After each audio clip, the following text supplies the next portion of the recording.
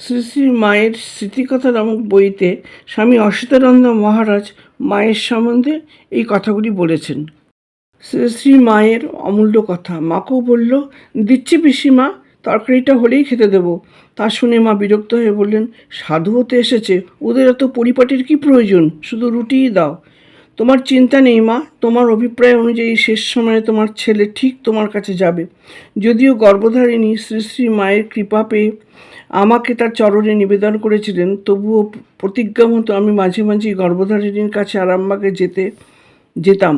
তখন নিত্য শ্মশানে গিয়ে জবধান করতাম, কখনো বা বন্ধু প্রভাকরের সঙ্গে ধর্মপ্রসঙ্গ আলোচনা করতাম। মায়ের কাছে জয়রামবাটি ও কোয়ালপাড়া বহুদিন কাটিয়েছি। একবার জয়রামবাটিতে ম্যালেরিয়ায় ভীষণ আক্রান্ত হয়ে গায়ে ভীষণ জ্বর, সারা রাত্রি মাথা ও গায়ের যন্ত্রণায় ছটপট করেছি, কাতর হয়ে মা মা বলে চিৎকার করেছি। স্নেহময়ী জননী এসে মাথার কাছে বসে হাত বুলিয়ে দিয়েছেন। বাবা, খুব লাগছে না? আমার অসুখে মাকে সারা রাত জেগে বসে থাকতে দেখে লজ্জায় আর চিৎকার করতাম না। মায়ের শাসনও কি বিচিত্র। তখন ম্যালেরিয়ায় জ্বরে পড়ে আছি। সেই সময় মায়ের ভাইজি মাকু আমার জন্য ঝোল পথ্যের ব্যবস্থা করে দিত।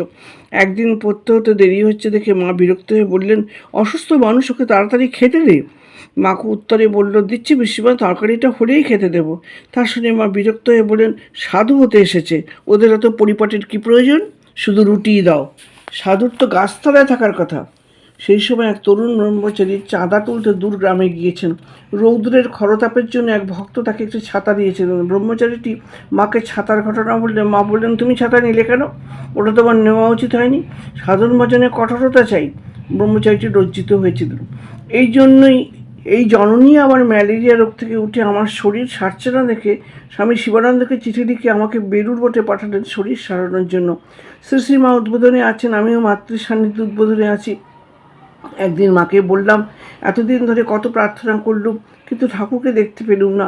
আপনি বলেন ঠাকুর ভগবান, মনে প্রাণে ডাকলে তিনি দেখা দেন, কিন্তু কই, আমাকে তো দিচ্ছেন না। মা উত্তরে বললেন, নিশ্চয়ই দেখা দেবেন।